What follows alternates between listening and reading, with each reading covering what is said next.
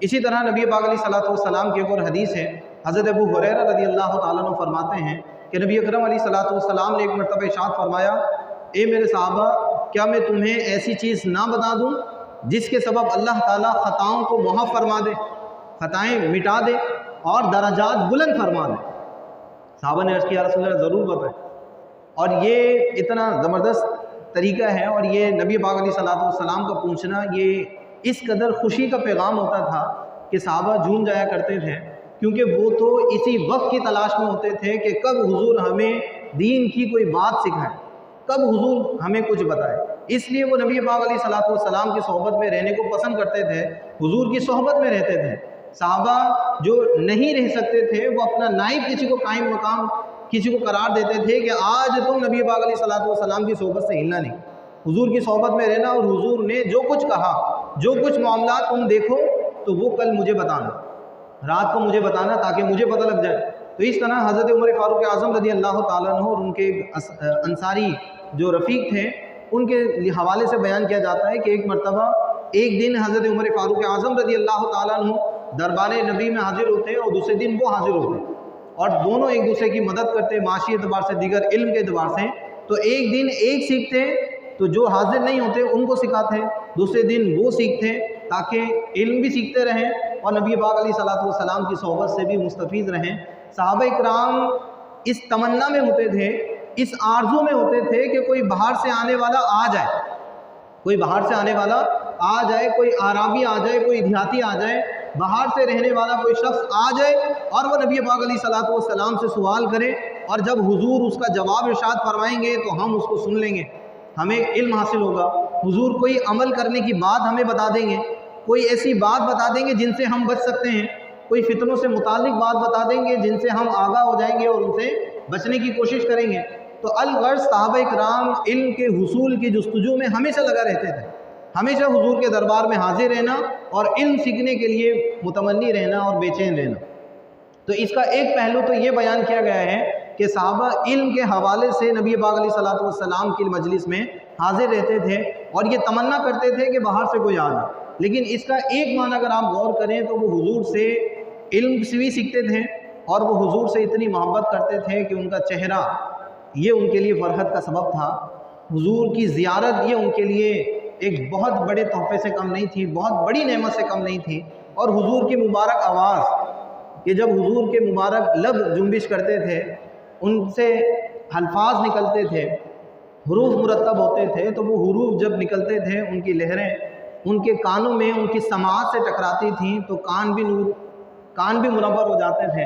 پھر دماغ منور ہو جاتا تھا، قلب منور ہو جاتا تھا، سینہ روشن ہو جاتا تھا، اور انہیں ایک تازگی، انہیں ایک فرحت محسوس ہوتی تھی۔ تو جہاں صحابہ اکرام حصول علم دین کے حوالے سے نبی پاک علیہ الصلوۃ والسلام کی صحبت کو لازم پکڑے ہوئے تھے، تو وہیں وہ یہ چاہتے تھے کہ ہم حضور کا چہرہ تو جب چاہ رہے دیکھ رہے ہیں،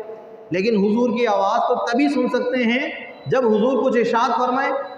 تو وہ اس آواز کے حصول کے لیے بھی متمنی ہوتے تھے کہ باہر سے آنے والا کوئی آ جائے اور وہ حضور سے سوال کرے، جب حضور اس کا جواب ارشاد فرمائیں تو ہم اس جواب کو بھی سنیں، علم بھی حاصل ہو، اور ساتھ ساتھ نبی پاک علیہ الصلوۃ والسلام کی مبارک آواز کو بھی ہم سن سکیں۔ تو یہ بہت ہی عشق و محبت کی بات ہے، اور بہت ہی صحابہ کرام کی نبی پاک علیہ الصلوۃ والسلام سے کمال درجے کی محبت تھی کہ وہ حضور کی صحبت میں رہتے تھے۔ پھر یہ خوشی اس وقت بڑھ جاتی تھی جب حضور خود فرماتے تھے، کیا میں تمہیں یہ نہ بتا دوں، کیا میں تمہیں اس چیز کی خبر نہ دے دوں، کیا میں تمہیں اس چیز کی خبر نہ دے دوں۔ تو وہ تو اسی تمنا میں تھے، اسی آرزو میں تھے کہ حضور کو یہ ارشاد فرما دیں۔ اب تو حضور خود کہہ رہے ہیں کہ جی میں کچھ بتانا چاہتا ہوں، جی بالکل آپ بتائیے۔ تو حضرت ابو ہریرہ فرماتے ہیں ایک مرتبہ نبی پاک علیہ الصلوۃ والسلام نے ارشاد فرمایا کہ میرے صحابہ، کیا میں تمہیں ایسی بات نہ بتا دوں، ایسا عمل نہ بتا دوں، ایسی چیز نہ بتا دوں جس کے سبب اللہ تعالیٰ خطاؤں کو معاف فرما دے اور درجات کو بلند فرما دے۔ تو صحابہ کرام نے عرض کیا، رسول اللہ آپ ارشاد فرمائیں۔ تو نبی اکرم علیہ الصلوۃ والسلام نے ارشاد فرمایا کہ جس وقت وضو مشکل ہو، وضو دشوار ہو، جیسے سردیوں کا موسم ہوتا ہے تو وضو دشوار ہوتا ہے، اسی طرح اور بھی طبیعت کے مختلف حالات اور کیفیات کی بنا پر وضو دشوار ہوتا ہے کہ وضو کرنے کا دل نہیں چاہ رہا ہوتا۔ تو حضور نے فرمایا کہ جس وقت وضو دشوار ہو اس وقت کامل وضو کر مسجدوں کی طرف قدموں کی کثرت और एक नमाज के बाद दूसरी नमाज का इंतज़ार, ये ऐसी अहम चीज़ है,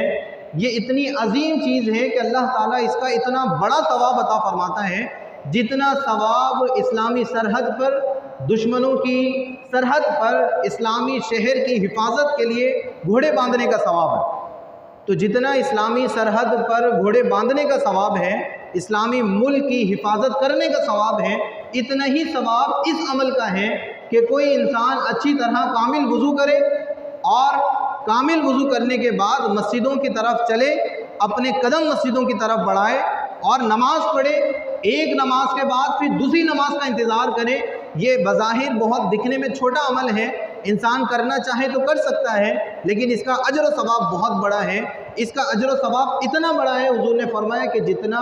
एक पहरेदार का सवाब है। और पहरेदार का सवाब कितना है? अहादीस पढ़ें, जिहाद से मुतालिक जो अहादीस हैं, इस्लामी सरहदों पर पहरा देने वालों की जो अहादीस हैं, वो आप पढ़ें तो आपको अंदाज़ा होगा कि इस्लामी सरहदों की हिफाजत करने वालों का अजर व सवाब कितना ज़्यादा।